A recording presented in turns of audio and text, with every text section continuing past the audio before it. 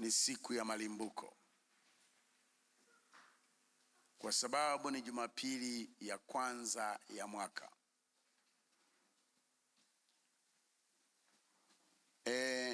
Kuna kitu nafikiri kuna siku tutajifunza kwa undani. Jifunze kuelewa kwamba mambo unayoyafanya siku za kwanza za mwaka ni mambo muhimu sana. Sasa siku ya leo ni Jumapili ya kwanza. Halafu inaweza ikawa Jumapili ya kwanza mtu anachagua kutokwenda ibadani. Unajiwekea a principle kwa maisha yako wakati mwingine wote. Ni siku za kwanza za mwezi na mwaka. Unakuwa mgumu kumtolea Mungu. Unajiwekea kanuni ya kutokutoa, na kwa namna hiyo unajiwekea kanuni ya kutokupokea. Kwa sababu Biblia inasema katika ile kanuni ya kutoa na kupokea, ina maana wanaotoa ndio wanaopokea. Wapendwa wa Radio Uzima mnaotusikiliza, hii ni ibada ya kwanza, na ujumbe wetu leo ni kwamba wewe ni mtu mkuu. Wale watu wa media pale mlikosea kidogo, nafikiri sikuangalia, haiandikwi AUT. Thou art great ni ara. Thou art great. Kwa Kiingereza cha zamani, cha kisasa tunasema you are great. Thou art great ni ara. Wewe ni mkuu. Ndio ujumbe wangu wa leo.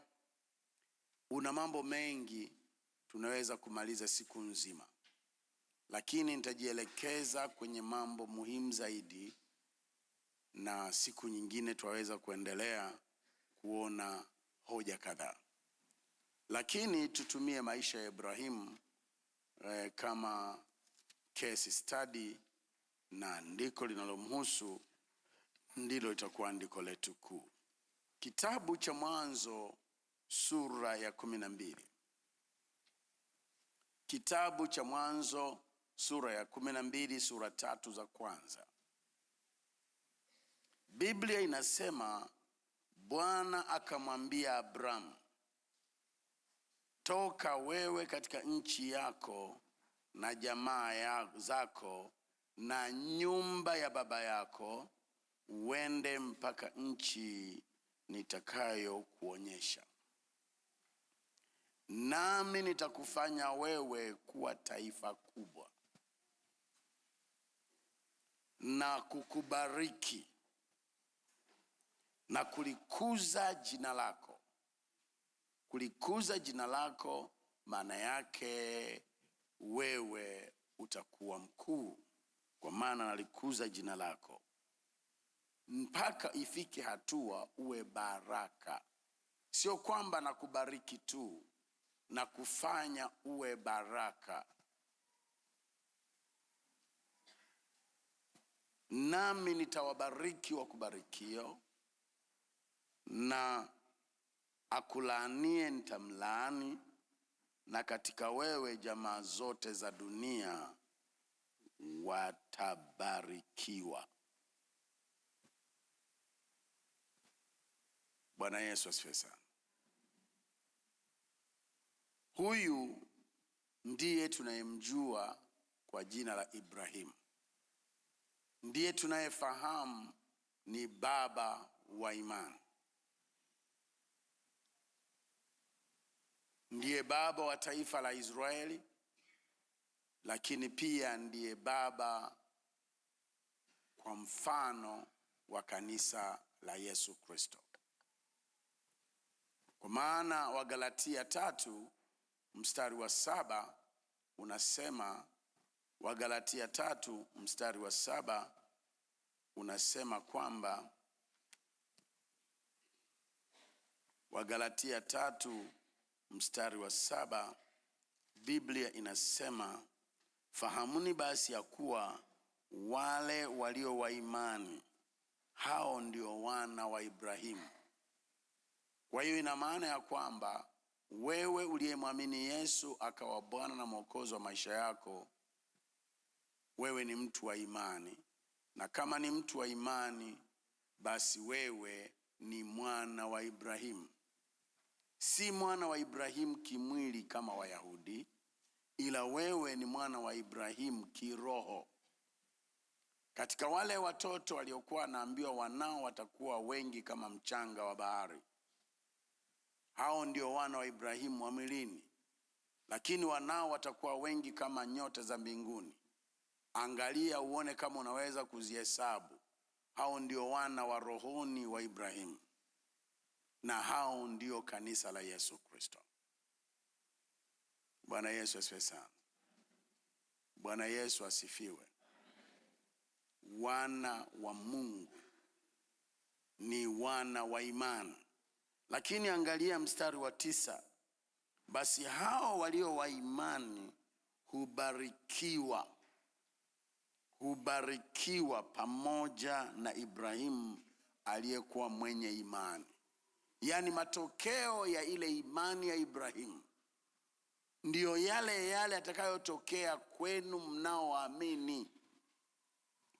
Kwa hiyo kama Ibrahimu aliamini akafanywa mtu mkuu, na aliyemlaani alilaaniwa, na aliyembariki alibarikiwa, hivyo ndivyo itakuwa kwako. Lakini leo nimejizuia kwa kuangalia Biblia inavyofundisha. Sikwambii utakuwa mtu mkuu. Wewe ni mkuu tayari. Sikwambii utakuwa milionea. Wewe ni milionea tayari. Sikwambii utakuwa baraka kwa mataifa. Wewe ni baraka tayari. Tayari umekuwa singled out to be a blessing to generations. You are a solution to the problem of your generation.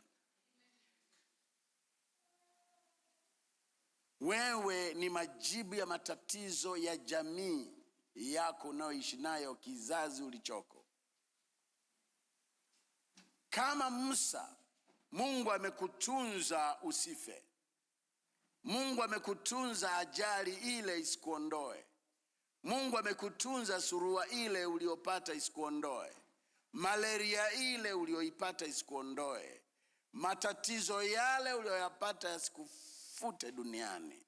Amekutunza hadi leo, kwa sababu kama Musa, wewe ni majibu kwa tatizo la jamii ya sasa.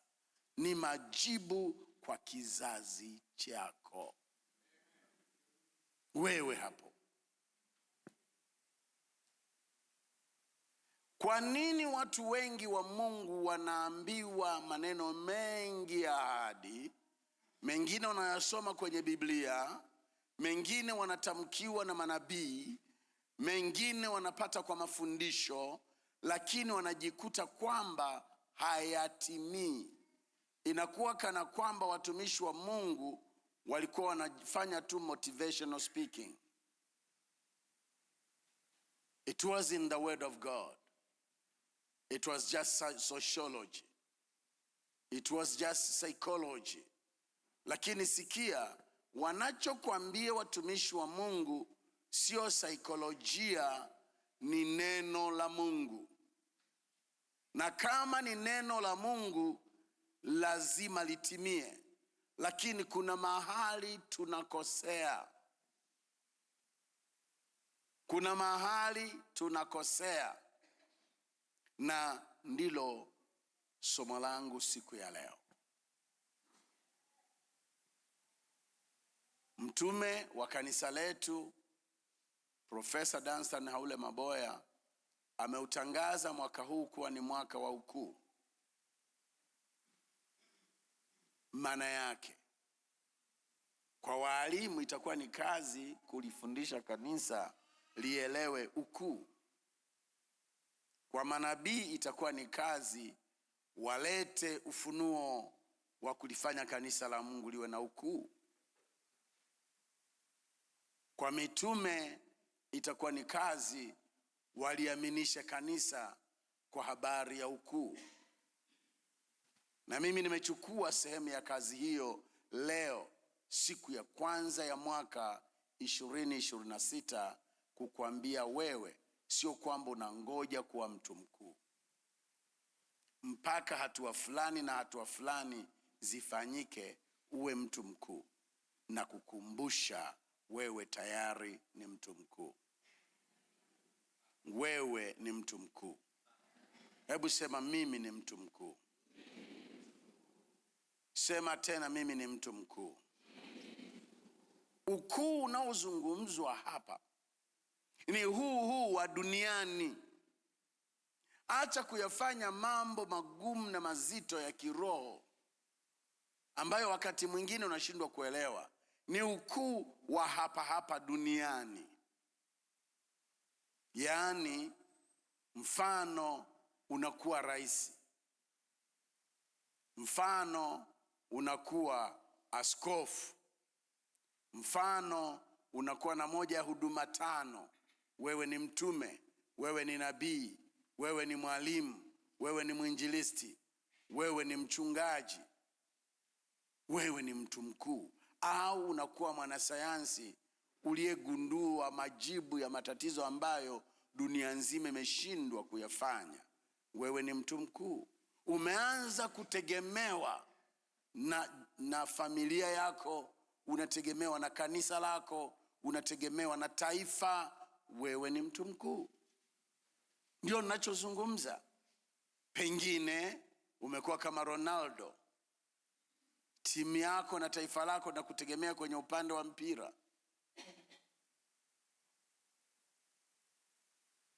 Pengine umekuwa kama Nelson Mandela, unakuwa mfano kwenye mambo ya kisiasa, halafu ukawa mfano wa dunia nzima. Wewe umekuwa mtu mkuu.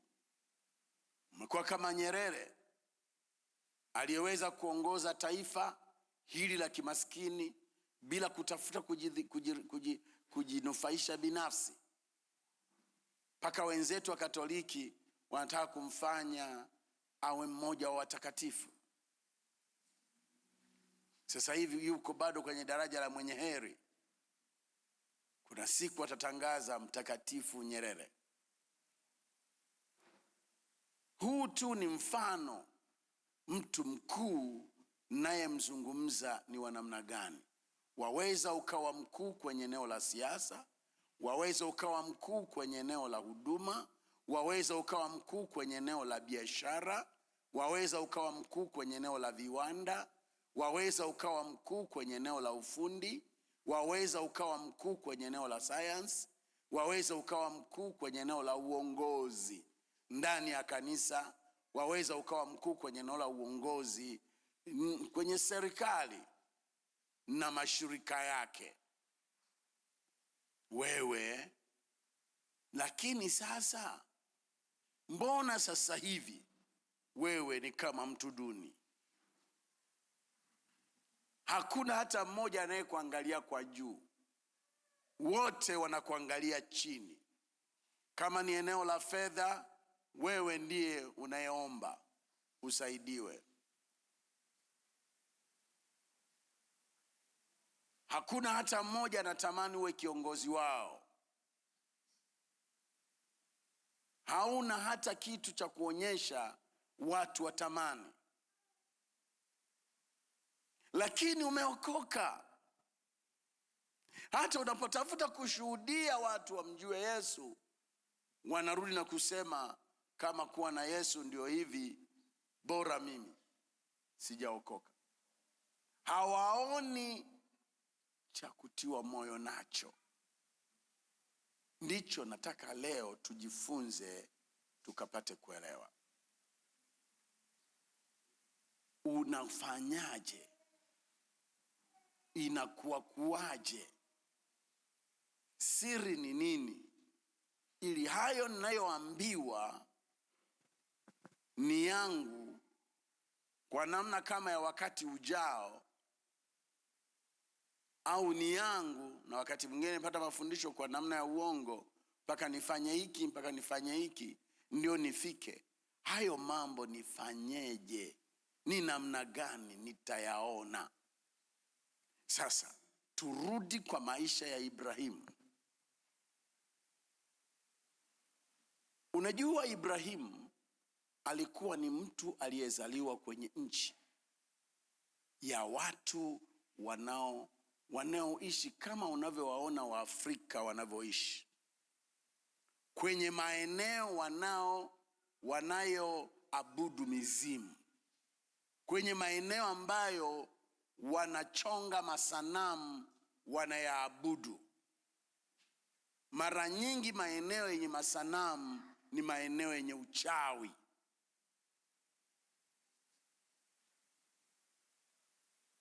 Lakini pia Ibrahimu alikuwa kwenye familia maskini. Tena ni familia iliyokuwa na malaana kede kede. Mojawapo, walikuwa na laana ya utasa, wanawake.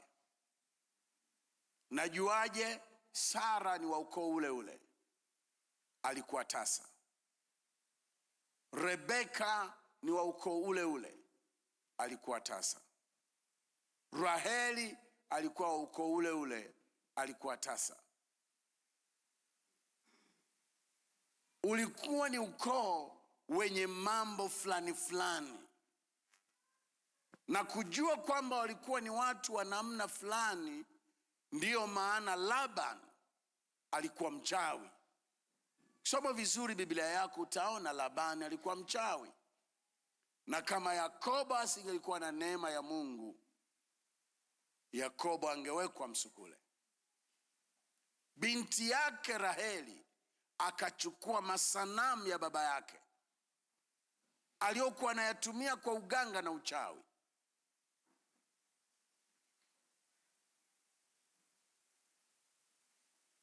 Lakini ona kilichompata baadaye, akafa wakati wa uzazi.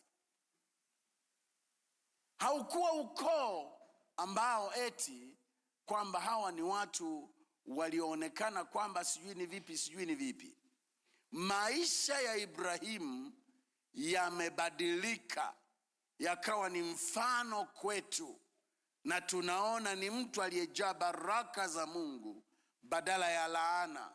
Ni pale alipoitika wito wa kutoka. Kwa hiyo you can identify yourself with Abraham. You can identify yourself with Abraham.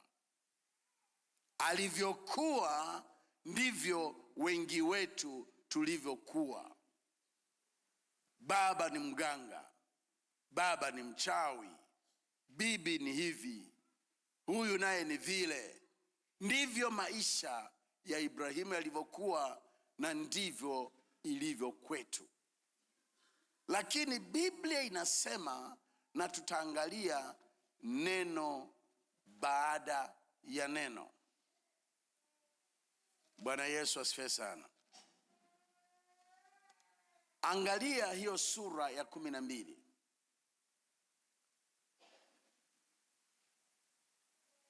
Angalia hiyo sura ya 12. Hebu Queen, nenda kanichukulia ile Biblia yangu inaitwa neno pale mezani. Nimeisahau. Sura ya 12, Biblia inasema Bwana akamwambia Abraham. Hakuambiwa na mtu, ni Bwana alimwambia. Nataka tujue mahusiano yako na Mungu hayaanzishwi na mtu yeyote. Sio mwanadamu mwinjilisti aliyekushuhudia, sio mwanadamu mwinjilisti aliyehubiri Injili, sio mchungaji wala mtume wala askofu aliyesababisha ukasikia ndiye aliyesema na wewe. Yeye alitumika. Kama ilikuwa ni karatasi ulisoma na yenyewe ndio akakufanya ukaokoka. Mungu aliitumia tu, lakini ni Mungu alisema na wewe. Yeyote ambaye mahusiano yake kwa Mungu yanatokana na wanadamu, huwa katikati wanaacha. Lakini wale mahusiano yao na Mungu ni kati yao na Mungu, yametokana na sauti ya Mungu, huwa hawawezi kuacha, kwa sababu aliyetumika anaweza kukuvunja moyo, lakini unamjua aliyekuokoa na sauti yake unaisikia. Haleluya! Ni sawasawa hata na watumishi wa Mungu wanapoitwa. Wewe kwa sababu umeitwa na Mungu, hautegemei anachokuambia mchungaji au askofu au nani, kwa sababu wakati mwingine hawa ambao ni viongozi wetu huwa wanatuvunja moyo. Kwa nini? Hawafanyi makusudi, ni binadamu. Kuna mambo wanaweza wakafanya wasijue, wanakuvunja moyo, maana ni binadamu. Lakini kwa nini unaendelea? Ni kwa sababu unayo sauti kutoka kwa Mungu mwenyewe. Unamjua aliyekuita. Hauendelei mbele kwa sababu unapigiwa pambio na watu, lakini unaendelea mbele kwa sababu unaisikia sauti ya aliyekuita. Hebu sema amen. Bwana Yesu asifiwe sana. Mungu akamwambia Abrahamu, na kama Mungu alimwambia Abrahamu, alisikia, na alivyosikia akatii. Na wana wa Mungu, nataka muelewe, duniani kuna watu aina mbili tu. Hata kanisani wako hao aina mbili tu, na kuwa upande mmoja ni kwa kuchagua. Watu hao wanaitwa wana wa kuasi. Hao ni wale ambao wanaweza wakawa wanalijua neno la Mungu au hawalijui, lakini wanaishi kinyume na matakwa ya Mungu. Wanaitwa wana wa kuasi. Hata kanisani wapo. Lakini kuna aina ya pili, wanaitwa wana wa kutii. Hawa ni wale ambao wanaendesha mambo yao kwa vile Biblia ama sauti ya Mungu moja kwa moja inavyosema nao. Hawa wanaitwa wana wa kutii. Mpendwa, ulivyookoka usisahau ukadhani ulikuja kwenye dini nyingine. Nimebadili dini, nimekuwa Mpentekoste. Hakuna tofauti. Utaishia kupotea kama ulivyokuwa umepotea. Hupaswi wewe kubadilisha dini, ili unapaswa kutengeneza ushirika, mahusiano na Mungu aliye hai. Hao ndio waliookoka. Na kama umetengeneza mahusiano na walio hai, una wajibu mmoja, na wajibu wenyewe ni wa kutii. Kutii nini? Kuitii hiyo Injili. Ndiyo iliyokuokoa ulipoamini, lakini iendelee kukuokoa, unapaswa kutii. Uendelee kuwa kwenye hayo yaliyosemwa na hiyo Injili, uendelee kutii. Na hao wanaongozwa na Roho, hao ndio wana wa Mungu. Bwana Yesu asifiwe sana. Warumi sura ya 8 mstari wa 14 anasema hao wanaongozwa na Roho wa Mungu, hao ndio wana wa Mungu. Ina maana unaweza ukawa kanisani, lakini unaongozwa na mihemko yako, wewe sio mwana wa Mungu. Uko kanisani, lakini unaongozwa na fikra zako tu, wewe sio mwana wa Mungu. Na kwa hiyo benefits of the sons of the kingdom will never manifest in your life. Punga mkono wako. Bwana Yesu asifiwe sana. Bwana Yesu asifiwe. Bwana leo ni wazito sana.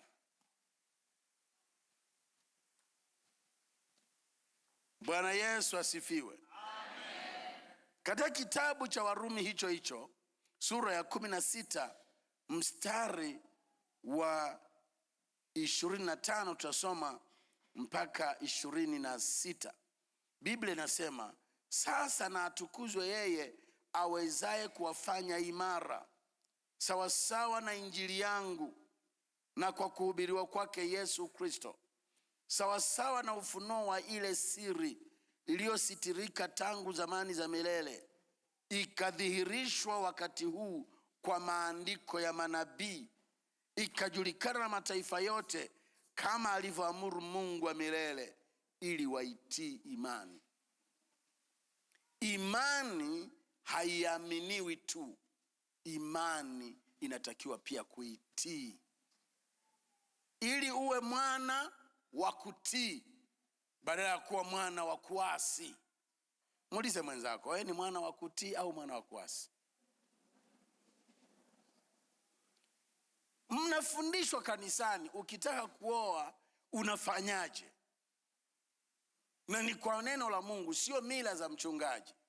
Lakini unapofika wakati wa kuoa, unaoa wanavyooa Wachaga, unaoa kama wanavyooa Wanyakyusa. Wachaga wakati mwingine unajua wanafanyaje? Anawaambia rafiki zake tu, wanamvizia mdada, wanambeba, wanampeleka kwa mwanaume. Kwa hiyo ndoa inaanza kwa nini? Kwa kubakana. Si mwanamke walikuwa hata na wazo. Umeona? Sasa ndivyo anavyofanya mkaka na ameshaokoka. Hizo ni mila tu, msinichukie, natolea mifano. Hizo ni mila, zipo. Bwana Yesu asifiwe sana. Natolea tu mfano. Sasa unapokuwa umeokoka, hauoi kama wanavyooa watu wa kabila lenu. Hauoi kama alivyooa baba yako kama alikuwa hajaokoka. Unafuatisha kanuni. Sasa unapokuwa unaoa au unaolewa kwa kujipeleka kwa mwanaume, wakati umeshaokoka, wewe umeishi si kama mwana wa utii. Wewe umekuwa sio mwana wa utii, wewe ni mwana wa kuasi, ambaye roho wa uweza wa anga anafanya kazi ndani mwao. Ikiwa ni usengenyi, wanasengenya. Ikiwa ni ugomvi, wanagombana. Ikiwa ni kwenda kwa waganga, wanakwenda. Ikiwa ni kuoneana wivu, wanaoneana. Ikiwa ni kufanyaje, wanafanya. Kwa sababu wanafanya maisha yao sawasawa na uongozi wa roho wa uweza wa anga. Ndivyo anavyosema Waefeso 2 mstari wa 3. Lakini wewe uwe mtoto wa utii, mwana wa utii, kama ambavyo imeandikwa kwenye kitabu cha Yakobo,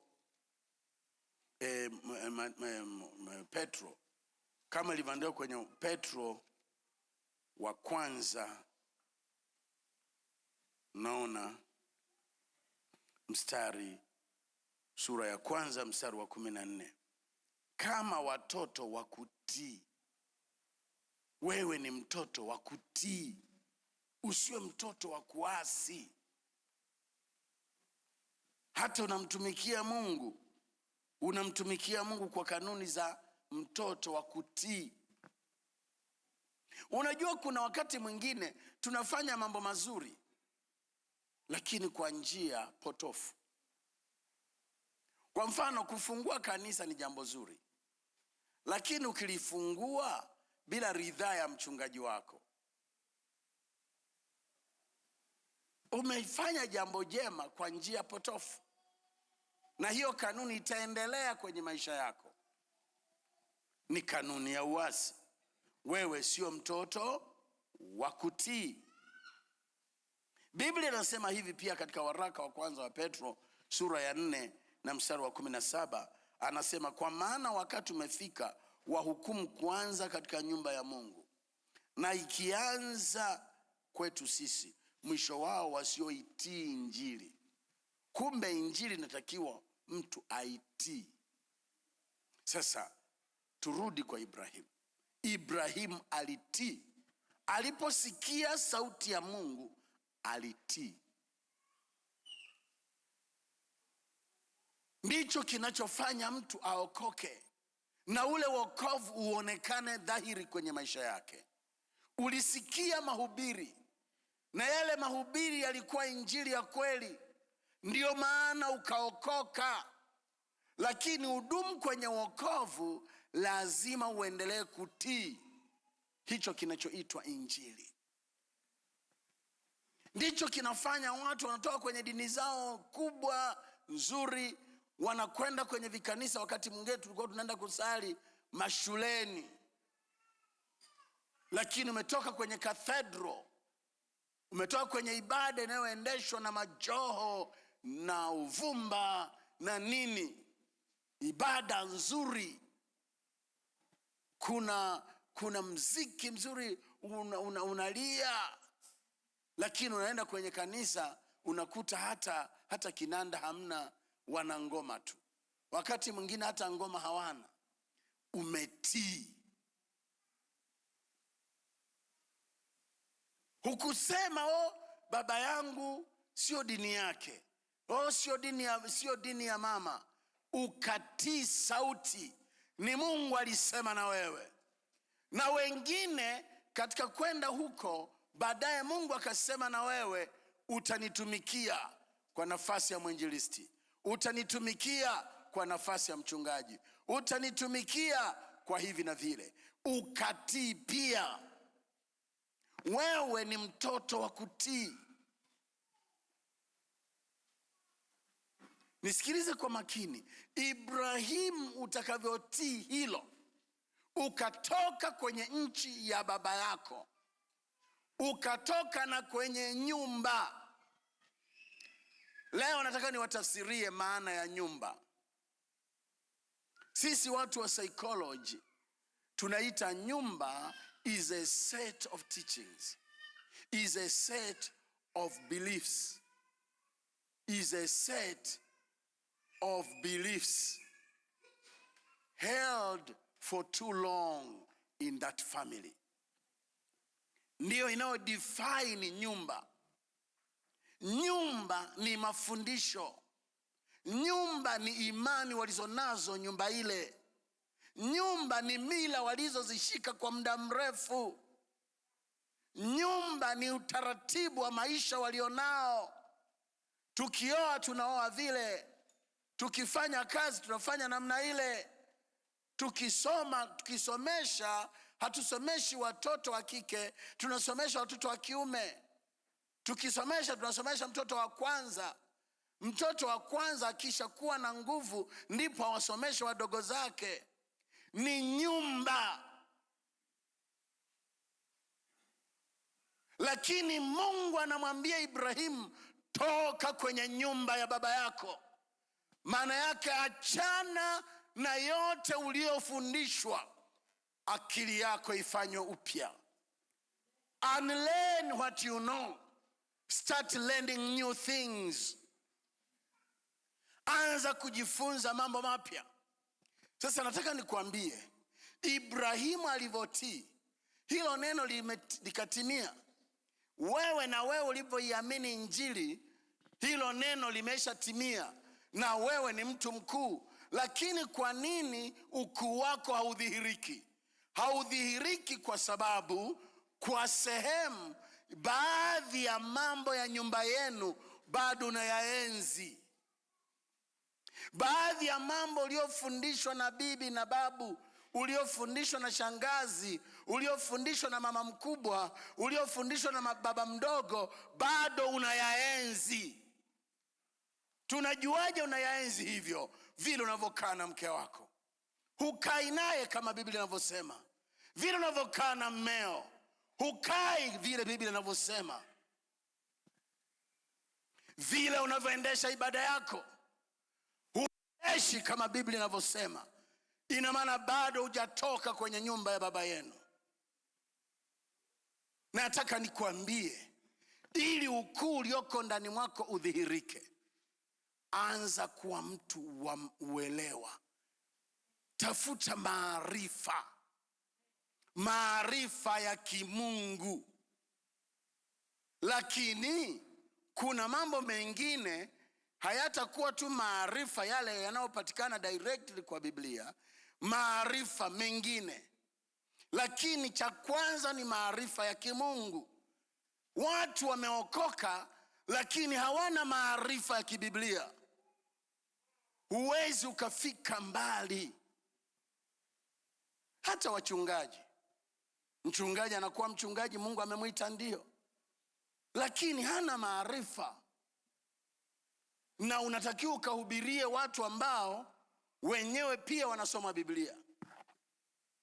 Tena sasa hivi hao unaowahubiria wana wachungaji wengine online, wana manabii wengine online. Ana mchungaji wa kumwombea mguu, ana mchungaji wa kumwombea mkono, ana mchungaji wa kumwombea kichwa, ana mchungaji wa kuombea duka lake. Wewe ni mchungaji wa kuendesha ibada, lakini unakuja unakuwa shalo, unapwaya anapokulinganisha wewe na hao wachungaji wake online. Kinachofanya upwaye ni nini? Sio kwamba huna upako. Kinachofanya upwaye ni kwamba huna maarifa. Dunia tulionayo inabadilika kwa kasi. Tuliokuwa tunayaona ni magumu zamani, sasa sio magumu. Unapaswa kukua kwenye ufahamu, ukue kwenye uelewa. Hebu sema amina. Sema tena amina. Sasa kwa sababu hiyo, jifunze. Hebu fanya utaratibu. Anza utaratibu wa kuwa unasoma. Soma vitabu. Kwa nini unatumia muda wote kwenye simu yako kwenye mambo yasiyokuwa na faida? Basi kama unataka kuitumia simu yako, huko unaweza ukasoma na ukajifunza. Mimi nasoma sasa hivi psychology kwenye simu. Nasoma mambo ya leadership ya uchungaji kwenye simu.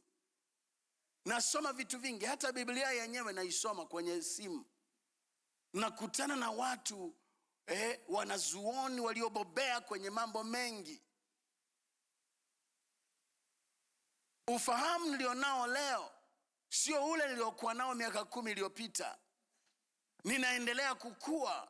Sio yote haya nayapata kwa ufunuo. Mengine najifunza kutoka kwa wengine. Sasa fanya hivyo. Sasa unataka kuwa mkuu kwenye biashara? Tafuta maarifa. Wakati mwingine usione aibu kuzungumza na waliofanikiwa. Hii dunia inabadilika kwa kasi. Usidhani tulivyokuwa miaka 10 itaendelea hivi. Mambo yanabadilika. Mambo yanabadilika. Na kama yanabadilika, jifunze. Yeyote mgumu wa kujifunza amechagua kushindwa. Hata kuendesha ndoa yako, jifunze. Unaona mke wako ni mkorofi kwa sababu tu huna maarifa. Unaona mme wako kama hafai kwa sababu tu huna maarifa. Unanyang'anywa kwa sababu kuna vitu hujui. Kama mme wako hajafungwa na sheria ya Biblia, sheria ya Roho wa Mungu, unaweza ukampoteza. Kwa sababu dunia ya sasa ina mambo mengi. Usipotaka kujifunza, uko hatarini. Mhubiri, mfanyabiashara, mke, mume, mlezi wa watoto, usipojifunza uko hatarini. Tena hatari kubwa. Kwa sababu ukiachwa nyuma, mambo mengi yatashindwa kutimia vile ambavyo Mungu alikusudia katika maisha yako. Hebu sema amina. maarifa. Anza na maarifa ya neno. Pili, maarifa mengine. Kuna uwezekano wa kwenda kwenye semina hata za kawaida. Lipia. Kwa mfano ninyi wafanyabiashara, usiende tu kwenye hivi visemina vya ujasiriamali. Nenda kwenye semina za watu waliobobea. Hizo huwa wanalipia, ili hata uone uzito wa hayo utakao kuwa unafundishwa, kurudi ukayatendee kazi. Unataka uwe juu kibiashara, ndiyo unaona zinatangazwa, lipia. Nenda ukakae siku moja, siku mbili, na huwa wanafanyia kwenye mahoteli makubwa. Nenda kajifunze jinsi ya kufanya biashara katika wakati huu wa sasa. Una milioni 500, unataka zizae. Nenda kapate maarifa yako. Maarifa watakufundisha watu waliobobea kwenye mambo ya finance. Endelea tu kusema wanaweza akawa wamesoma lakini ni maskini. Wako watu Mungu amewapa ufahamu, wamesoma shuleni ndio, lakini wana kipawa. Wanaweza kukusaidia namna ya kufanya milioni 500 yako isiishe, iendelee kukua na kukua na kukua, mwisho wa siku ujulikane kati ya milionea duniani. Lakini unaweza ukapata milioni 500 zikaisha. Hata kama unafanya biashara zikaisha. Hata kama umeamua kufanya ufugaji zikaisha. Hata kama umeamua kufanya kilimo zikaisha. Lakini unaweza ukapata ufahamu, ukafundishwa jinsi ya kufanya milioni 500 ikawa bilioni 2, bilioni 2 ikawa bilioni 100, baadaye una bilioni. Unaanza kukaribia walio matajiri wa duniani. Unaridhika na milioni 100, unaridhika na milioni 200. Wenzako hiyo ni pesa inayoingia kwa saa. Punga mkono. Pesa inaingia kwa saa, wewe unaitetemekea. Lakini ungepewa maarifa. Bwana Yesu asifiwe sana. Toka katika nyumba ya baba yako. Nyumba ya baba yako imezoea umaskini. Nyumba ya baba yako imezoea upungufu. Hata nyama tu ukiona kilo 10 unatetemeka. Kama mama mmoja hapa tulienda naye Morogoro, conference ilikuwa imeandaliwa, lakini wakawa wameshirikisha na shirika fulani hivi pale Morogoro. Jewayo walikuwa wameshikana na shirika fulani, lilikuwa linaongozwa na baba mmoja kutoka South Africa. Kwa hiyo watu walikuwepo 2000 waliohudhuria, wanawake 2000. Sasa ikafika wakati bishop akaita sadaka. Akasema nataka 10,000 tu. Watu wakaja. Si unajua wanawake walivyo? Wengine noti nyekundu 5, wengine neti nyekundu 10, wengine 1, wengine 2. Wakaweka kapu kubwa likajaa, likawekwa hapo. Likaanza la pili, likajaa. Akaona flow ya watu 10,000 wamepungua. Akasema sasa 5,000. Mama mmoja tulikuwa tumetoka naye hapa, nikitaja jina wengine watakumbuka, akapanda BP pale pale. Baadaye anasema, yani moyo wangu umelipuka, sijawahi kuona hela nyingi hivyo. Wana wa Mungu. Sasa ukiwa hivyo, Mungu atakupa pesa nyingi? Huwezi kupewa pesa nyingi kwa sababu unaziona moyo unalipuka. Mungu atakupa hela nyingi?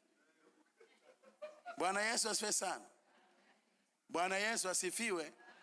Ambao ndio hao siku moja nilikuwa nafundisha kwamba ni kwa watu wa Mungu ni haki kufanikiwa na umaskini hautakiwi. Hao wakatoka nje tulivyomaliza ibada, wakaenda kunionyesha, mchungaji, angalia Biblia imesema maskini hawataisha duniani. Nikamwambia usisome Biblia vibaya. Huu mstari maskini hawataishi duniani ni wale watu ambao hawalisikii neno. Lakini amewaambia ninyi mtaisikia sauti ya Bwana Mungu wenu mtakopesha, hamtakopa, hapatakuwa na maskini kwenu. Kwenye hiyo kitabu Kumbukumbu la Torati aliyokuwa ananionyesha mstari wa 11, kabla ya hapo imeandikwa. Kwa hiyo akasema msiwanyime hao maskini walioko katikati yenu. Kwa hiyo wataendelea kuwepo wabishi, wasiotaka kusikia neno, wataendelea kuwa maskini, lakini ninyi mnaoisikia sauti yangu, hakutakuwa na maskini kwenu. Ndivyo maandiko yanavyosema, Kumbukumbu la Torati 15 mstari wa 4. Punga mkono, anza kujishtukia. Kama bado unaweza usiwe tajiri, lakini kwa nini uendelee kuwa mhitaji? Uhitaji unaonyesha kuna kitu unakosea. Mungu hawezi kukuacha mhitaji, na ukizielewa kanuni utakuwa mkuu hata kwenye eneo la pesa. Sasa kuwa mkuu sio milioni 100, kuwa mkuu sio milioni 200, kuwa mkuu ni mabilioni. Ili hata tukisema hapa kanisani tuna shida ya milioni 10, useme msiwasumbue watu, mimi natoa cheki hii hapa, unatuandikia milioni 10. Bwana Yesu asifiwe sana. Kwa sababu imeshakuwa kawaida tu. Lakini wewe hapa tukisema tu kila mmoja atoe milioni, tunatoa miezi 2, wengine mtaamua kuhama kanisa. Hiyo ni ishara ya nini? Umaskini. Lakini Mungu hataki we hivyo. Sasa cha kwanza, tafuta maarifa. Nimesema nini? Biblia pia imesema hivyo hivyo.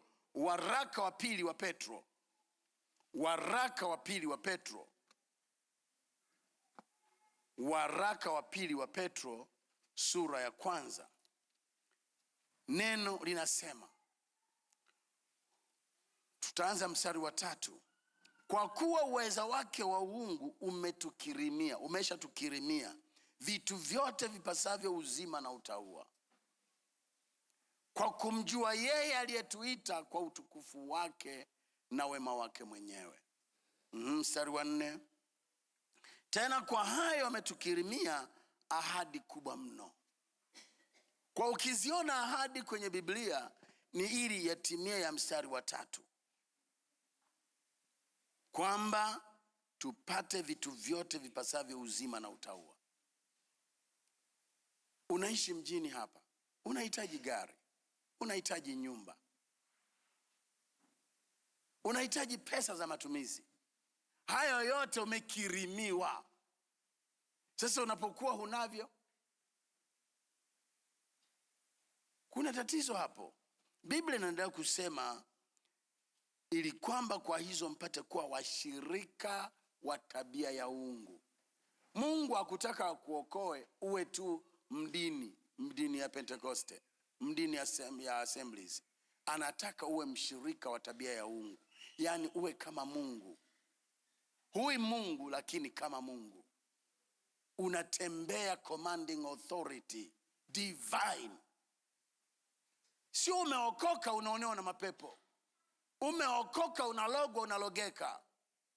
Umeokoka unateswa na vitu fulani. Hapana.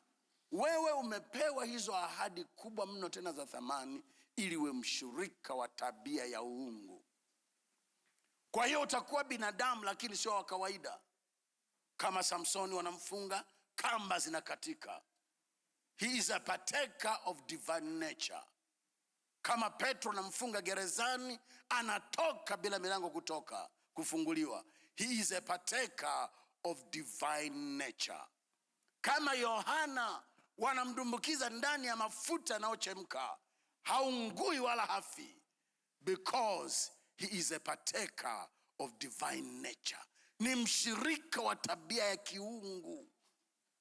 Paulo, nyoka anamng'ata, anafanya tu hivi.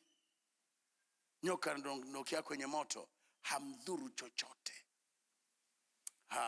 Bwana Yesu asifiwe sana. Bwana Yesu asifiwe. Bwana Yesu asifiwe. Uwe msharika wa tabia ya uungu, sio msharika wa dini za kilokole. Kwanza zingine zimeshakuwa za uchawi tu.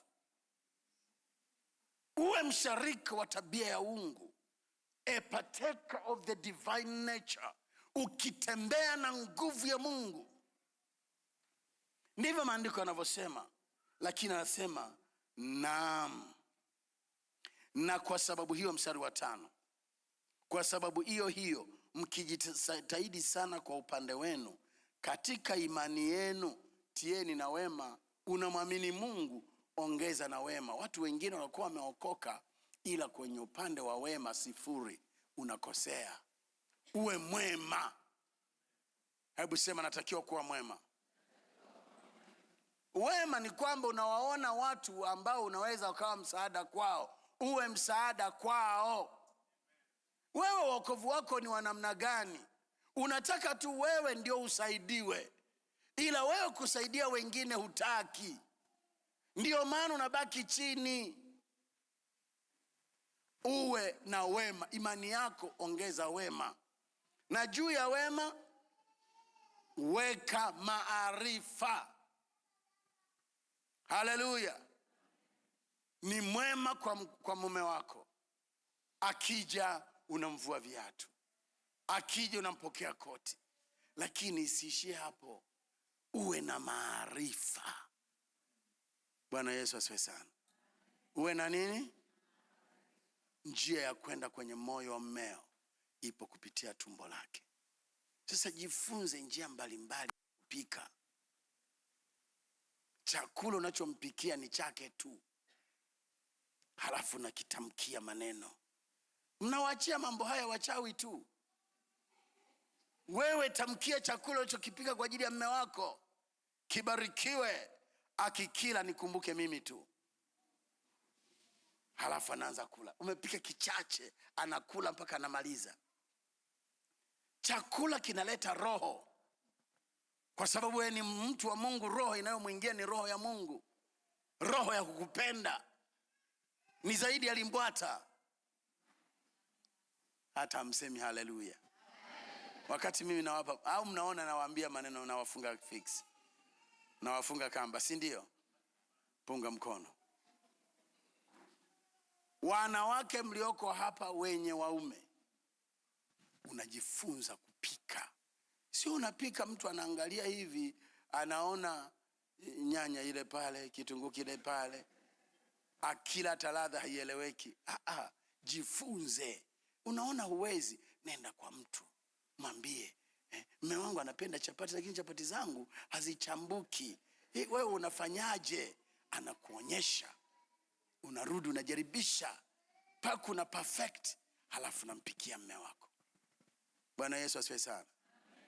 Mnaniangalia na kuambia hivi, njia ya kwenda kwenye moyo wa mmeo iko tumboni kwake. Punga mkono. Haleluya. Mwezi wa 3 tuna somo la ndoa. Hapo nitaongeza. Njia ya kwenda kwenye moyo wa mume wako iko tumboni kwake. Hilo neno lina maana zaidi. Tafundisha siku hiyo uje. Bwana Yesu asifiwe sana. Na zamu hii sifundishi bure, maana mnaona kama vile mimi ni mtu poa poa. Kutakuwa na malipo, ili watu wajue ni mambo serious.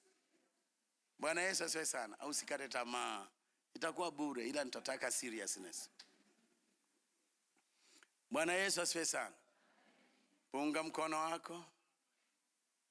Haleluya. Haleluya. Lakini kitu cha pili ni nidhamu. Nidhamu. Wewe ni mkuu tayari, lakini ukuu wako haudhihiriki kwa sababu hakuna nidhamu. Discipline kwa Kiingereza. Do you know why? Huyu Ibrahimu aliambiwa, toka kwenye nyumba ya baba yako uende kwenye nchi nitakayokuonyesha. He was disciplined enough to listen. Wewe una utaratibu unaoonyesha una nidhamu ya kusoma Biblia yako? Ulishawahi kusoma sura ya kwanza mpaka ya mwisho wa kitabu cha Mwanzo? Ulishawahi kusoma sura ya kwanza mpaka ya mwisho wa kitabu cha Kutoka? Kwa nini hujawahi kufanya hivyo? Kwa sababu huna nidhamu. Nidhamu nayoizungumza leo sio ile ya kupiga magoti, shikamo na kuheshimu baba yangu. Nidhamu nayoizungumza hapa ni discipline, ambayo ndio mzizi wa neno disciple. Mwanafunzi yeyote ana nidhamu. Unahudhuria darasani kila siku, hiyo ndio nidhamu. Unakaa unasikiliza, na walimu wengine ni wakali, hata kama kibanwa mkojo hamna kutoka, hiyo ndio nidhamu. Unahudhuria. Na mimi nadhani ndio maana nikaa naweza masomo, kwa sababu shule ya msingi sijawahi kukosa darasa. Sijawahi kukosa darasa hata hili. Lile daftari la mahudhurio ukiangalia kila siku yupo. Hiyo ni nidhamu. Na ukipewa assignment unaifanya kwa wakati, hiyo ni nidhamu. Sasa wewe unayejua kwamba ni mtu mkuu, yako mambo yanangoja wewe ufanye, inapokuja kwenye kusoma neno huna nidhamu. Kuhudhuria ibada, unaacha ibada, hata wakati mwingine una sababu ya maana. Hata waimbaji wangu huwa nawaambia, unataka uwe mwimbaji unayeweza, vipindi vya mazoezi huji, eti unataka tu hudumu. How can you be excellent without practice? For practice makes perfection. Unga mkono. Mimi usione hivi nazungumza neno la Mungu hivi na flow tu hivi, lakini kuna wakati na kesha, reading and studying and praying. Bila nidhamu ya jambo fulani, utasimama hapo utaanza kusema, oh mama yangu, oh mama yangu, oh mke wangu, oh sijui nini. Hamna kitu chochote cha maana unachowaambia watu, kwa sababu you were not disciplined enough to receive the word, to learn your Bible, to know it and deliver from the Bible, decipher principles from the book. Uweze kutulia, uweze kuchambua, upokee kutoka huko kanuni za kiroho za kuwasaidia watu.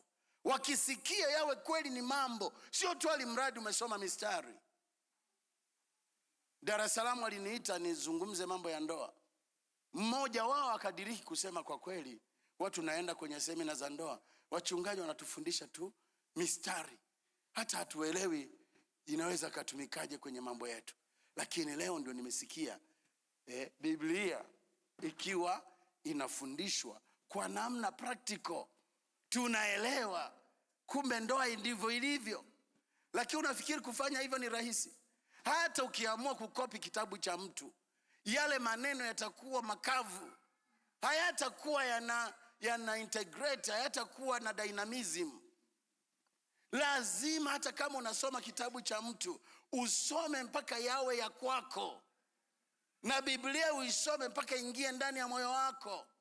Halafu unapo flow ni wewe, sio yule uliyemsikiliza, sio yule uliyemsoma, ni wewe. Sasa hiyo inahitaji nidhamu.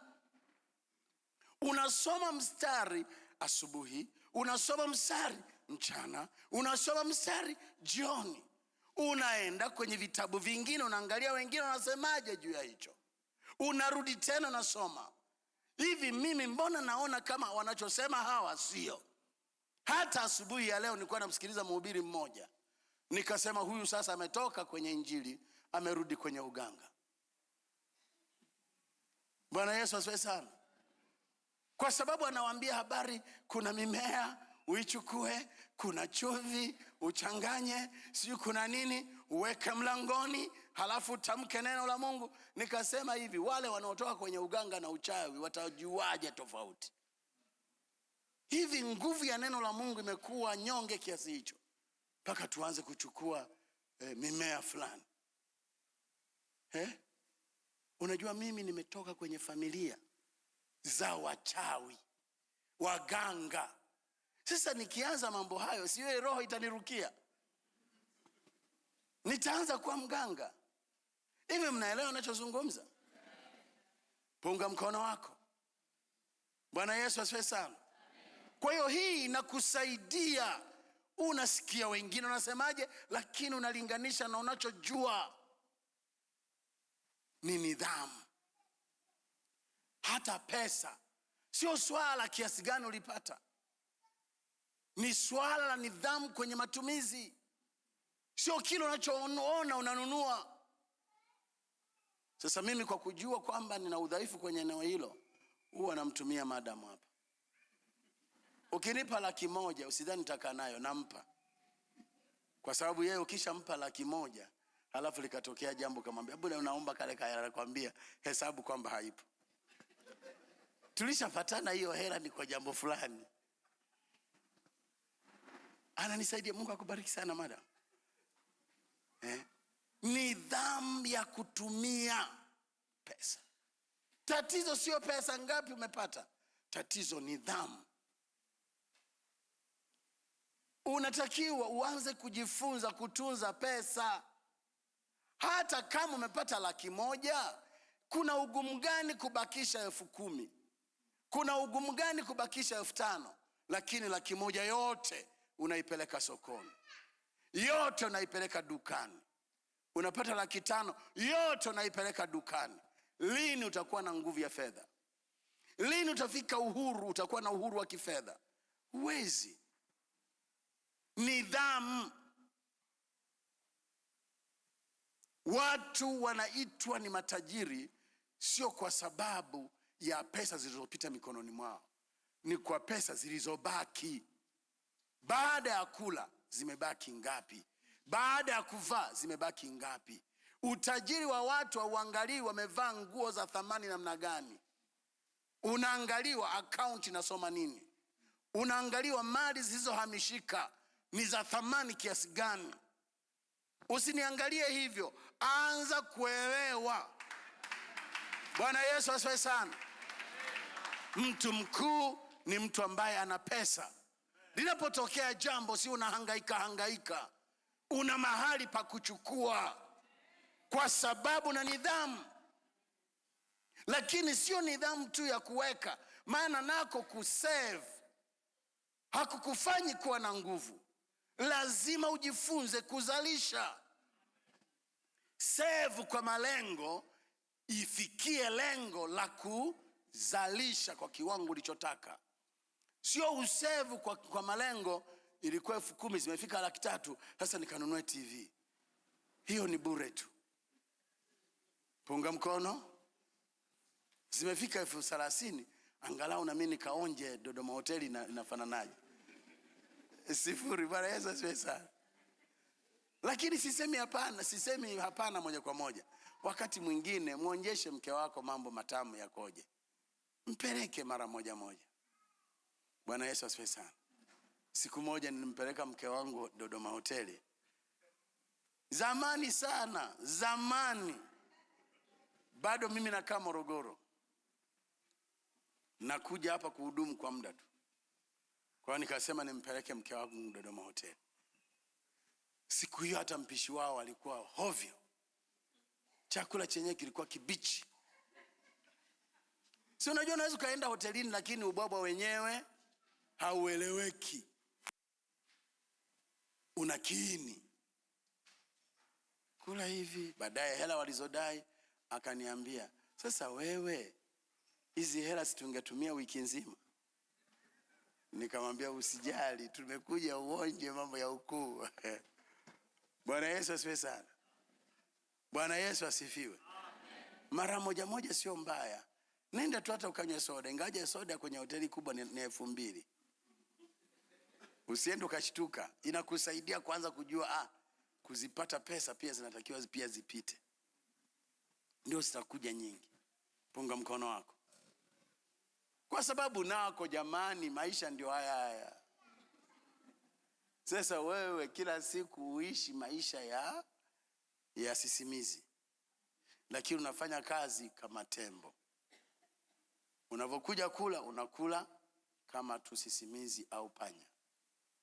Halafu maisha ndio haya. Ulikuwa na miaka 30, sasa una miaka 60. Miaka 60, 70. Na mwili unaanza kurudi hivi. Unakuambia unaenda hapo. Sawa, utakuwa na mamilioni umeweka. Ya nini sasa?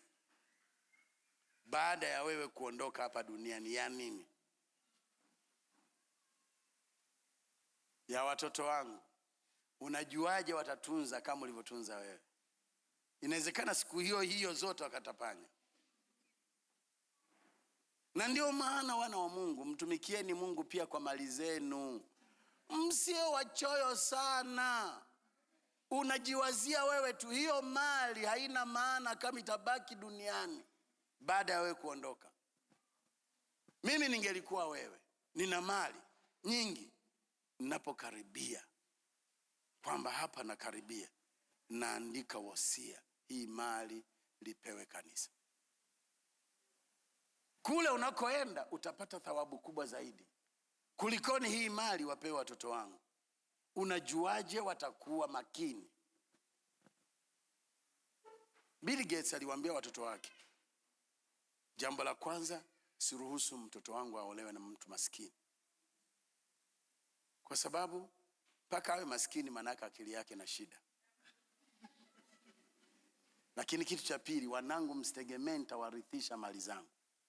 Hizi mali zote zitaenda kwa charity. Unajua alikuwa anafanya hivyo kwa nini? Awafanye wachangamke.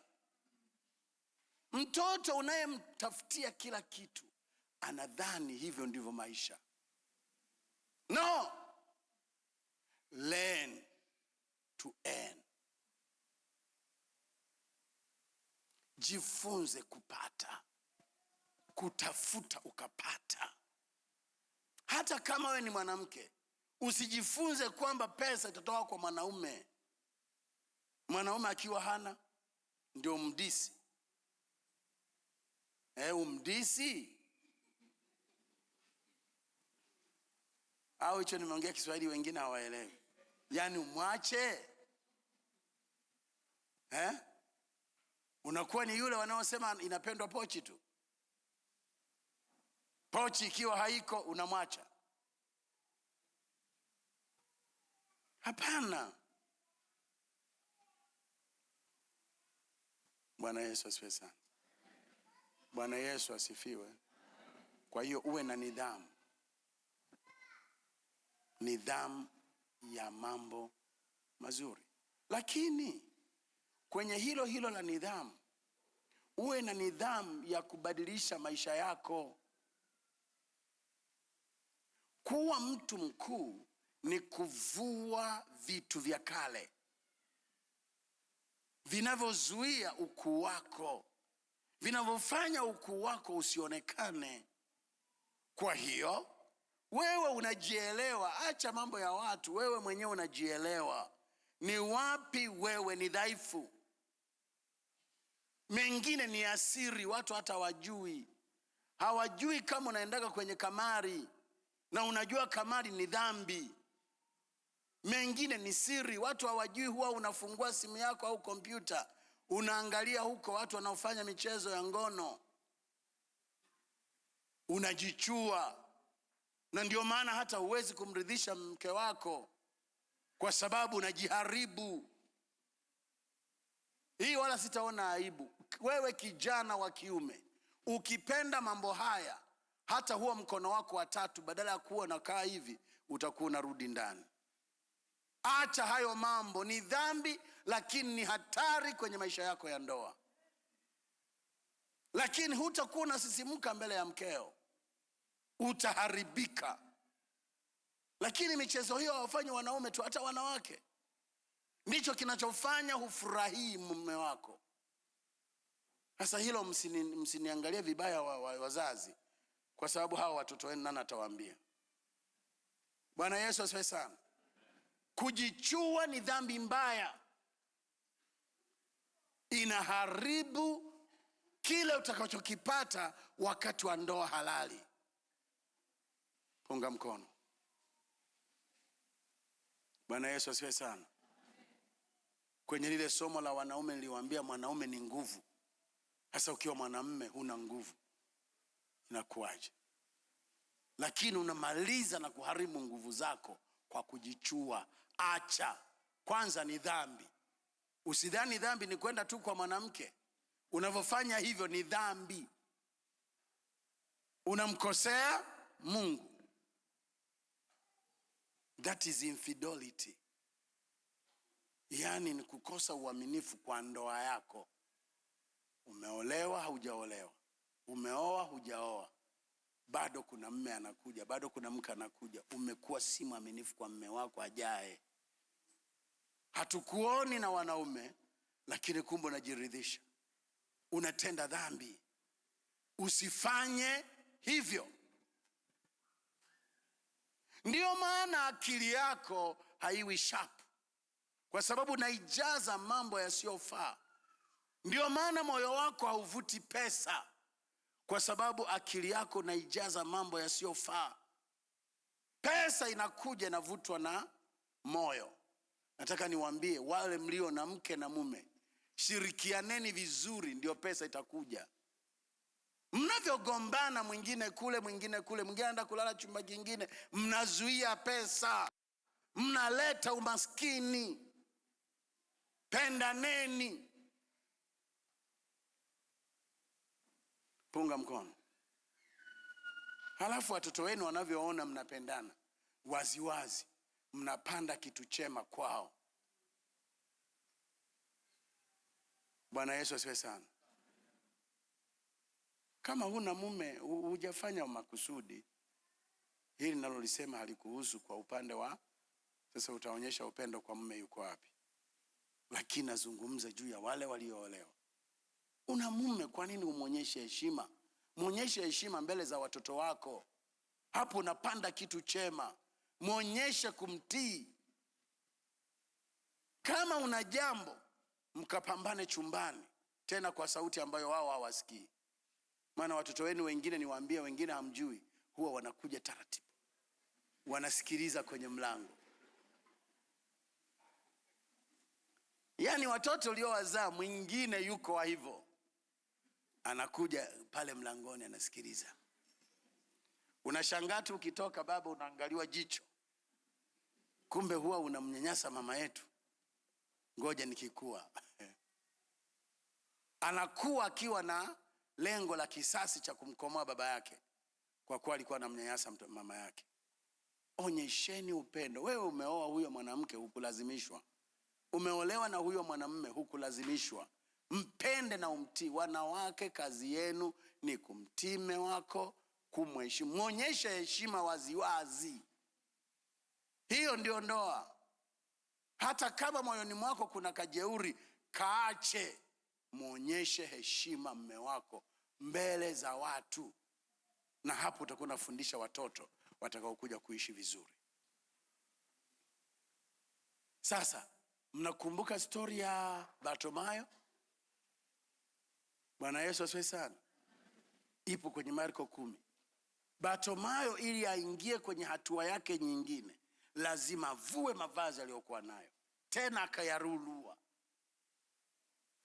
Elisha aingie hatua nyingine ya huduma yake, akararua mavazi yake.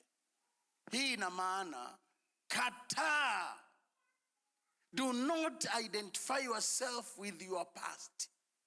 Ikatae jana yako. Ivue jana yako.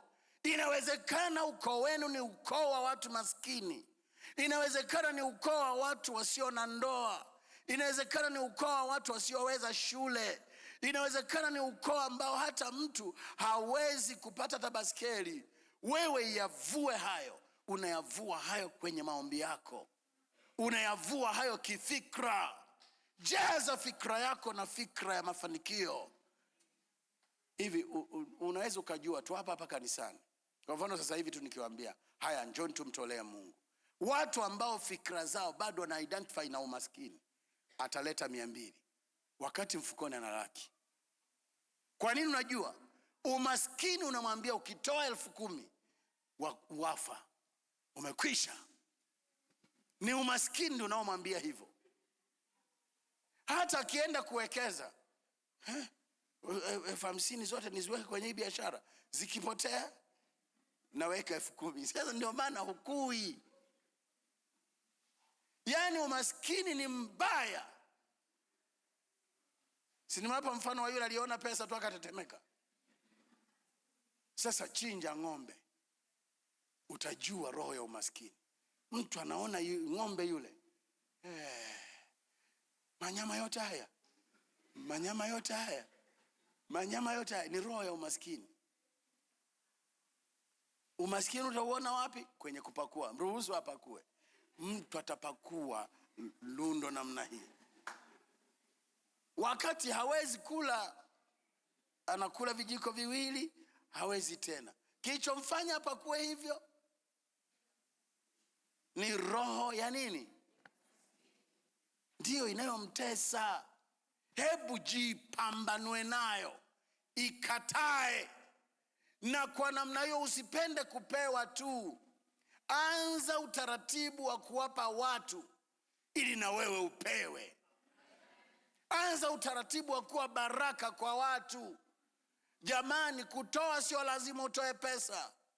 Ukisikia nyumba fulani wanaumwa, unaenda unawasaidia kufua, unawasaidia kupika, unawasaidia kudeki. Hayo ndio matendo mema ya wana wa Mungu. Kila mionapo fursa, fanyeni hivyo, na Mungu wa mbinguni aonaye sirini atawajazi. Hautabaki ulivyo, nataka nikwambie. Bwana Yesu asifiwe. 2026 ni mwaka wa ukuu. Sasa badilisha hata hatua yako ya utoaji. Mimi huwa najiuliza, watoto wetu wote wao wanaenda darasa lao, hizi 200 kwenye kikapu zinatoka wapi? Mmenisikia? Sio kwamba tunaona 200 sio sadaka, ila ukweli 200 wewe hapo haistahili. Hata sadaka nyingi 1,000. Tunataka kumwona Mungu. 1,000. Sasa kwa mfano hapa watu naweka hapa kapu, watu wanaleta sadaka zao kwenye bahasha. Fungua zile bahasha. 1,000, 1,000, 2,000, 2,000, 10,000 ni za kuhesabu. Hivi ni kwa nini? Tutafika kwenye ukuu kweli? Tutafika kwenye ukuu, wana wa Mungu, kama hatutabadilika kwenye hilo eneo. Tusahau ukuu. Unao, lakini unauzuia usidhihirike. Wewe ni mkuu tayari, lakini ili ukuu wako udhihirike. For in you there is a seed. Ndani mwako iko mbegu. Mbegu yenyewe ni neno la Mungu. Mbegu yenyewe ni Yesu Kristo. Ni mbegu ambayo hivi mbegu unapoiona huwezi kujua, kama huo mti hujawahi kuuona, huwezi kujua kumbe ukuu wa ule mti uko ndani ya mbegu ile. Kinachotakiwa uipande tu, kinachotakiwa imwagiliwe, halafu utashangaa kumbe ni mti mkubwa unaozaa matunda mengi, unaotengeneza kivuli kikubwa. Ndani mwako uko ukuu, iko mbegu ya neno, yuko Yesu Kristo. Huyo ndiyo mbegu, na kabla hujawa ukadhihirika lazima ufe. Kama ambavyo mbegu ile inakufa, kuna swala la dhabihu. Kabla ya kuwa mtu mkuu, iko dhabihu ya maisha yako. Lazima ufe kwa mambo yako. Huwezi ukawa mtu mkuu vile Mungu alivyokusudia wakati unajing'ang'ania upande wako mwenyewe, wakati unahifadhi namna ulivyo, hutaki ufe kwa nafsi yako ili Mungu adhihirike kupitia maisha yako. You need to die. Yesu mwenyewe alisema kwenye Yohana 12, nadhani ni mstari wa 25, mbegu ya ngano isipoanguka ikafa haitazaa. Na wewe, huyu alikuwa anazungumza ni Yesu, na wewe ili ufikie ukuu unaokusudiwa ni lazima ufe. Ndiyo, una mtu anayekusaidia, lakini kumbe ni kwa kanuni zisizokuwa sawa. Achana naye, huko ndio kufa. Ndiye anayekuweka mjini, lakini achana naye ili kitu cha kimungu ndani mwako kionekane. Una mauchungu kwa sababu ulisalitiwa, sijui ulifanywaje. Hayo mauchungu yaache ili ufike unakotakiwa kufika. Livue hilo vazi la uchungu. Samehe waliokukosea ili upige hatua ya mbele. Ondoa uzito wowote unaokuzuia. Kuyaacha ya kale ni pamoja na kusamehe, lakini pamoja na kujisamehe wewe mwenyewe, kwa sababu bado nakumbuka mambo uliyofanya. Nilitoa mimba. Jisamehe, halafu amua kujisamehe na kusahau. Huwezi ukaenda mbele wakati unaangania mambo ya nyuma. Samehe, jisamehe, songa mbele. Mungu ni Mungu anayewapa watu hatua ya pili, nafasi hata ya 3 utoa, hata ya 7. Ukiwa bado uko hai, Mungu atakusamehe. Usifanye tu mambo makusudi, lakini kitokea imetokea. Wewe usibaki hapo, nenda hatua inayofuata, anza upya. Mwingine nilikuwa namsikiliza jana, anasema rebuild yourself. Jijenge upya. Ulifanya biashara ukapoteza, sema ndio imepita, jijenge upya. Kuna mtu amekudhulumu, sawa, yamepita, jijenge upya. Maisha bado yako, maadamu uko hai, bado hujafa. Macho yako ni yale yale, mikono yako ni ile ile, akili yako ni ile ile, miguu yako ni ile ile. Wewe ni chemichemi. Walichochota ni pipa moja, walichochota ni mapipa 10, lakini bado chemichemi inaendelea kutema. Nitakwenda mbele, nitakwenda mbele. Aliyeiba amekuibia kitu, lakini hajaiba ulivyo. Wewe ni wa tofauti, wewe ni wa thamani. Songa mbele. Bwana Yesu asifiwe sana. Bwana Yesu asifiwe. Wakati mwingi tunaamini watu hovyo, kama nyewe wadada ndio kabisa. Wakaka siku hizi wanatafuta mtelezo, kisha jua una pesa, wakaka wanakuja tu. Chanzo ni anakuambia hata kukuoa, lakini jicho lake ni kwenye mali ulizonazo. Kinachofuata nikopeshe, bado hajalipa nikopeshe, bado hajalipa nikopeshe. Mwisho wewe unasema kama tunaoana tuanze tu miradi ya pamoja. Wewe huelewi, siku ya siku unawekewa sumu, siku ya siku unadhulumiwa. Sasa mioyo imeshaharibika, isikufanye udhani huwezi hatua nyingine. Ulimwamini mtu kwa ujinga. Hata sisi wachungaji wakati mwingine tunaamini watu kwa ujinga, lakini umeshaumizwa. Nenda mbele, maisha bado yapo. Songa mbele, usikate tamaa. Yaliyopita yamepita. Tazama na chipusha jambo jipya. Songa mbele. Mungu yuko, atakuwezesha, atakupaka mafuta. Mbegu itaota, mbegu itaota, mbegu itaota. Haleluya. Mimi kila ninapoangalia sioni watu wa kawaida. Hata wewe hasigeli, hata wewe hasiboi, hata wewe mtoto ambaye hata hujaenda shule, hata wewe ambaye unaambiwa humjui baba wala mama, Maadamu umempokea Yesu, ndani mwako iko mbegu ya ukuu. You have the potential to become great. Una uwezo wa kuwa mtu mkuu. Haleluya. Ndio maana maandiko yamesema utamkumbuka Bwana Mungu wako akupaye uwezo wa kufanya utajiri. Mungu wetu hatufanyi matajiri, ila anatupa uwezo. Sasa ule uwezo wa kuwa tajiri unahitaji aweko matendo unayotenda. Ila uwezo wa kupata utajiri umepewa. Katika kutenda ndipo utaona unatajirishwa. Sasa utafanyaje kama umekata tamaa? Utafanyaje kama umevunjwa moyo na huyo kijana wa kijinga uliyemwamini? Alikudanganya tu. Wanajua unangoja kuolewa. Akili yako iwe makini. Bwana Yesu asifiwe sana. Na ninyi wanawake huwa hamsikilizi tu mioyo yenu. Unajua ninyi mna rada. Mnayo rada, mnajua. Kwanza mkaka akianza kukuzoea tu, aliye na lengo la kukuoa unamjua. Haina lengo tu la kwamba aje tu chumbani kwako alale, unamjua pia. Anataka kuonja nyama na kununua ng'ombe mzima, anajulikana. Ila tu sijui huwa mnafungwa na kitu gani.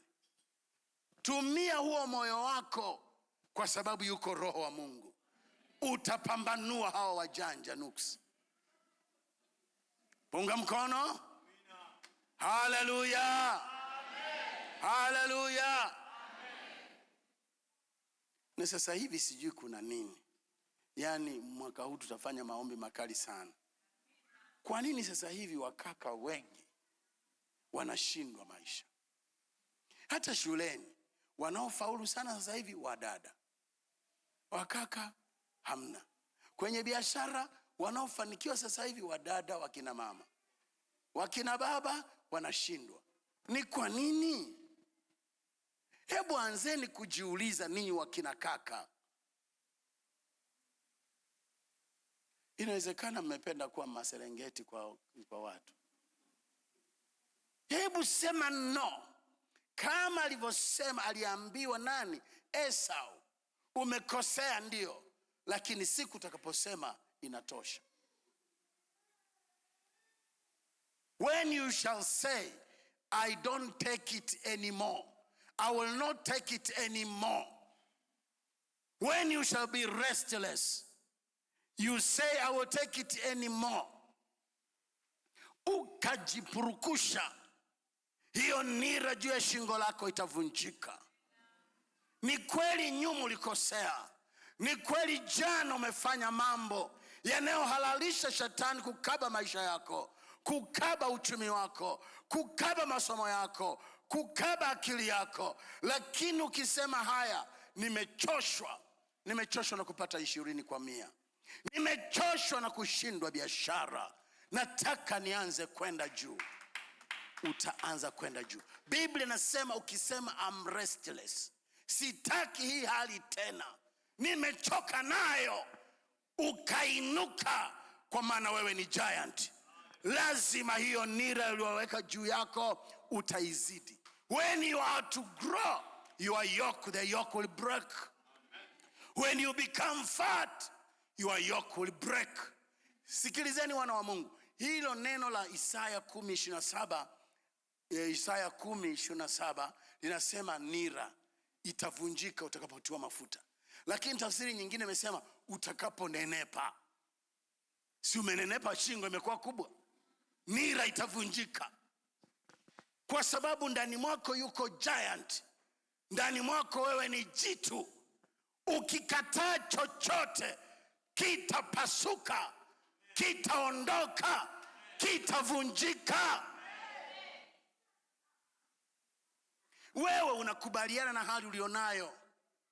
Unakubaliana na vile unavyoonewa. Unakubaliana na vile unavyodharauliwa.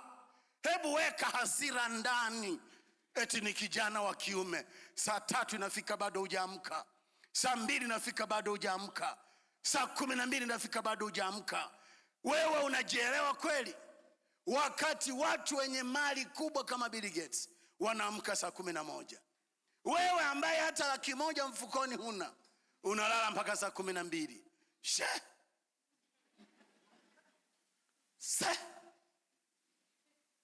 Wanyakyusa wakikasirika wanasema hivyo.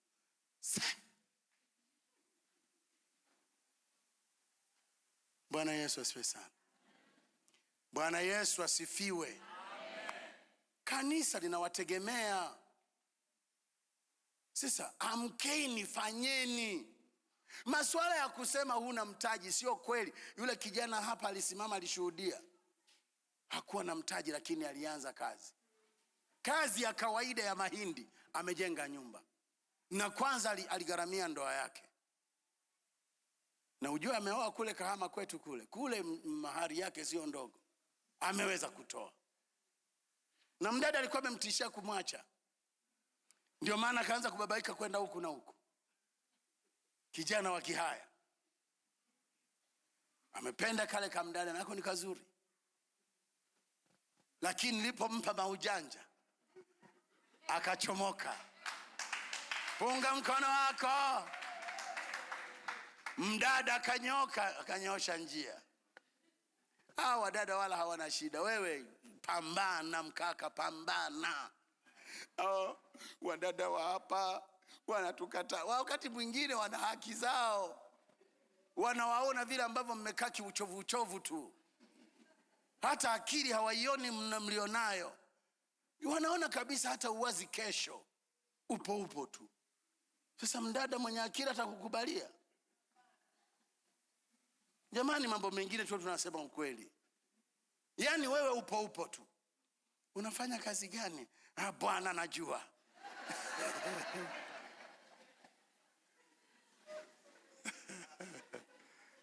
Sasa mdada anakosa imani. Hivi nikinani na kuwa huyu ndio mume wangu, naanza kuzaa watoto, watakula kweli hapa? Anza kitu. Haleluya. Mwaka 2026 uwe na kitu. Hata madhabahu inoneshe kwa unachofanya. Bwana Yesu asifiwe sana. Mchungaji akisema tunahitaji hiki, unanyosha mkono unasema amina, hapo unatoa. Au cheki unaandika. Kwa sababu na inawezekana. Jamani, pesa hazichagui, hazina ubaguzi. Hazisemi kwa sababu ya kabila fulani. Hazisemi kwa sababu ya mwanamke au mwanaume. Hazisemi kwamba hujasoma. Kwanza wasiosoma wengi ndio ambao wana pesa. Changamka tu. Na mimi nataka nikuambie, hata kama huna pesa nyingi, hawa mabinti zangu watakuamini tu. Wakiona una akili. Wanajua si kesho utakuwa nazo nyingi. Si kwa sababu akili ndio inayovuta vitu. Lakini wanakuona upo tu. Unachotafuta ni kwamba upate mshahara wake uwe wako. Na kuna mkaka alioa mdada. Akawa mpaka anamwambia akishapata tu mshahara anampa hela zote. Akishampa hela zote ndio akiwa tunataka kununua kibiriti, anachokonoa. Hela ni za mwanamke lakini zimeshakuwa za mwanaume, anachokonoa. Sasa ndio vijana wengine wa hivyo. Mungu atusaidie sana. Bwana Yesu asifiwe. Lakini kitu kingine ninamalizia. Bwana Yesu asifiwe sana. Jifunze kutojilinganisha na watu wengine. Kujilinganisha na watu wengine ni sumu ya ukuu wako. Ukuu wako hauonekani kwa sababu uko bize kuangalia watu wengine. Wivu unatokana na nini? Ulimwangalia mwingine ukajilinganisha naye. Kujiona duni na kujiona ufai umetokana na nini? Ulimwangalia mwingine, wewe ukajidharau. Kama unataka kwenda mbio, haupasi kumwangalia wa kushoto, haupasi kumwangalia wa kulia. Kama ni mbio za riadha, huwa wanaanza pamoja. Anayeshinda ni yule ambaye anafuata mstari wake aliochorewa. Hamwangalii huyu, maana ukimwangalia huyu unaweza ukaanguka. Ukimwangalia huyu unaweza ukaanguka. Unaweza ukatoa kwenye mstari wako ukajikuta umeharibu. Sasa ili uweze, lazima uwe na focus. Uwe na mtazamo ulionyoka. Uwe na shabaha na Mungu atakuwezesha. Acha kujilinganisha na watu. Hiyo ndio kanuni tunaiona kwa Ibrahimu. Ndio maana ulipofika wakati Lutu anatakiwa aondoke kwenye maisha yake, alimwambia Lutu, chagua wewe. Na Lutu alichagua mahali pazuri zaidi. Yeye Ibrahimu alijua, nimebarikiwa. Hata kama nitakuwa sehemu ambayo sio nzuri sana, kwa mbaraka wa Bwana nitafanikiwa. Lakini alimwambia Lutu, chagua. Lutu akachagua pazuri zaidi. Lakini Ibrahimu akachagua, akachukua lile eneo. Lakini Lutu wakati anachagua, kwa sababu amechagua vinavyopendeza, humo akachagua na Sodoma na Gomora. Ukifuatisha macho utachagua Sodoma na Gomora. Ukifuatisha macho utachagua Sodoma na Gomora. Na kanisani, mwana wa Mungu, we makini. Kanisani ni hospitali. Watu wengine bado dawa hazijafanya kazi, bado ni wagonjwa. Kwa hiyo ukienda kichwa utaoa mwanamke ambaye akili yake bado ina shida. Utaolewa na mwanamume ambaye akili yake bado ina shida. Utaolewa na mwanamume ambaye moyo wake bado una shida. Lakini ukipenda maombi na ukamshirikisha mchungaji anayewajua waumini wake, atakushauri, utachukua maamuzi sahihi. Lakini usijilinganishe na watu. Yaendeshe maisha yako kama wewe. Kama unafanya biashara, usijilinganishe na yule. Labda utake ushauri, lakini maisha yako yaendeshe mwenyewe na utamwona Mungu. Naomba tusimame.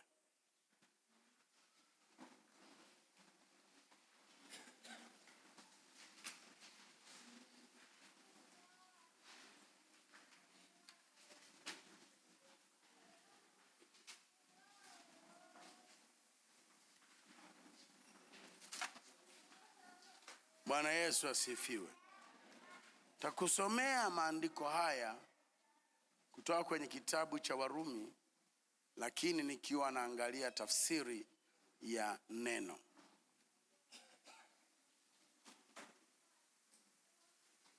Bwana Yesu asifiwe. Biblia inasema hivi.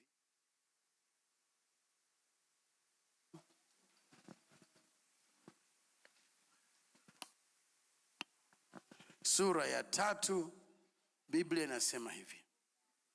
Mstari wa 28. Kwa maana twaona kwamba mwanadamu huhesabiwa haki kwa njia ya imani, wala si kwa matendo ya sheria. Imani katika Yesu Kristo. Kwa nini? Yeye ambaye Mungu alimtoa awe dhabihu ya upatanisho kwa njia ya imani katika damu yake. Warumi 3 mstari wa 25. Kwa hiyo Yesu ni upatanisho wetu na Mungu kwa njia ya imani katika damu yake. Tumepatanishwa na Mungu. Sisi ni wenye haki mbele za Mungu. Kama Ibrahimu alivyohesabiwa mwenye haki kwa kuwa aliamini, na ndio akabarikiwa kwa baraka zote tunazozitamani leo. Sisi nasi tumestahilishwa kuwa wenye haki kwa damu iliyomwagika msalabani. Neno linaendelea kusema katika sura ya 4 mstari wa 3, anasema kwa maana maandiko yasemaje? Abrahamu alimwamini Mungu na ikahesabiwa kwake kuwa haki. Wewe umeokoka sio kwa sababu kuna mtu alisema umeokoka. Wewe yuko ndani mwako Roho anayethibitisha kwamba wewe ni mwana wa Mungu. Imani hiyo uidumishe kwa ajili ya maisha yako yote. Unapotafakari ndoa yako, imani yako idumishe. Unapotafakari ajira yako, imani yako idumishe kwamba mimi ni mwenye haki. Na hiyo haki maana yake uwezo wa kumfikia Mungu, na huyo Mungu akakutetea kwenye kila eneo. Uwezo wa kumfikia Mungu, na huyo Mungu akatenda yale ambayo mwanadamu hawezi kutenda. Unayo haki ya kumwona Mungu.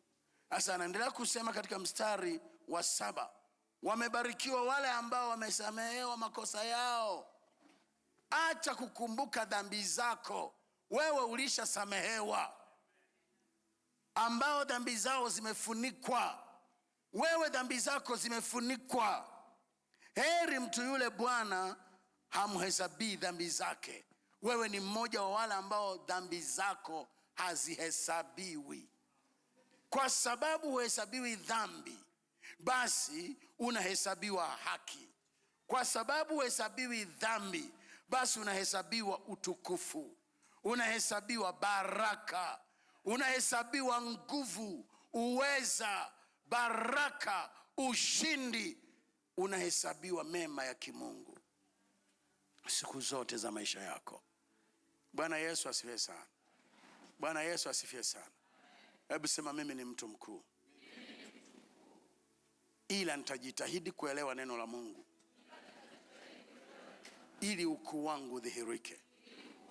Na mwaka huu nataka ukuu wangu uonekane. Kwenye biashara mimi sishindani na yeyote. Kwenye masomo I'm second to none. Kwenye biashara I am second to none. Kwenye huduma I am second to none. Kwenye kila jambo hakuna anayenipita. Sawa sawa na wito wangu. Ninayo njia niliyopewa kupita. Sitajilinganisha na mwingine. Najua mimi ni bora kwenye njia yangu mwenyewe. Kwa jina la Yesu. Nyosha mikono yako miwili juu. Hebu mwambie Mungu, mwaka 2026 ukuu wako uonekane. Kwenye biashara na kwenye kwingine chochote, ukuu wako uonekane. Mwambie Mungu na umaskini na ukataa. Mwambie Mungu na umaskini na ukataa. Mwambie Mungu na ufukara na uhitaji na ukataa. Mwaka huu nipe mawazo yatakao nifanya mimi nitoke kwenye umaskini. Kwa jina la Yesu. Hebu zungumza na Mungu wako dakika hizi.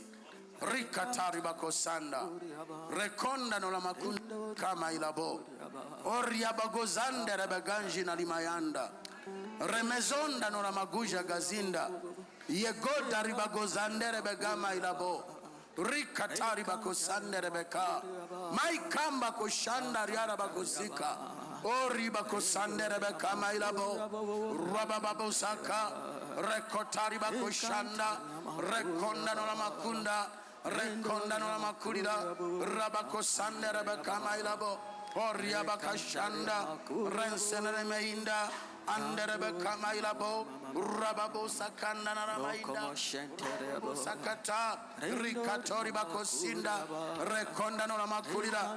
Nyosha mikono yako miwili juu. Hata kunyosha mikono watu ni wavivu. Nyosha mikono yote miwili juu. Nyosha tu yote. Ukiwa umenyosha mikono yako, apply your spirit as I speak these words. Sikia mtu wa Mungu, wewe ni mtu mkuu. Wewe sio mgonjwa. Wewe sio maskini. Wewe huna laana. Umebarikiwa kwa mkono wa Mungu. Sasa kila siku nyumbani kwako tafakari kwamba mimi ni mtu mkuu. Hata kama huna kodi ya nyumba, tafakari kwamba mimi ni mtu mkuu. Hata kama umeshindwa kula siku hiyo, tafakari kwamba wewe ni milionea. Iko siku isiyo na jina utaona umilionea wako ukimanifest.